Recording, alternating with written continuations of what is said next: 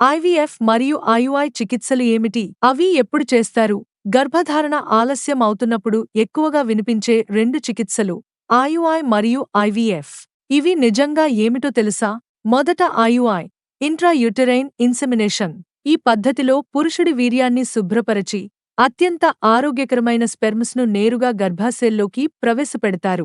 సాధారణంగా sperm count తక్కువగా ఉన్నప్పుడు, ఓవ్యులేషన్ సమస్యలు లేదా అజ్ఞాత కారణాల వల్ల గర్భధారణ ఆలస్యం అవుతున్నప్పుడు ఐయుఐ ప్రయత్నిస్తారు. ఇది సింపుల్, తక్కువ ఖర్చుతో కూడిన మొదటి ఆప్షన్. తర్వాత ఐవీఎఫ్ ఇన్విట్రో ఫెర్టిలైజేషన్. ఇందులో మహిళ నుంచి అండాలను తీసుకుని ల్యాబ్లో స్పెర్మ్స్తో కలిపి ఎంబ్రియోని తయారు చేస్తారు. తరువాత దానిని గర్భాశయంలో నాటిస్తారు. సాధారణంగా ఫాలోపియన్ ట్యూబ్స్ బ్లాక్ అయి ఉన్నప్పుడు, స్పెర్మ్ సమస్యలు తీవ్రమైతే, ఎండోమెట్రియోసిస్, అధిక వయసు లేదా పూర్వ చికిత్సలు ఫలించినప్పుడు చేస్తారు. సారాంశం ఏంటంటే, ఐయుఐ ఒక సహాయం, ఐవీఎఫ్ ఒక అధునాతన పరిష్కారం.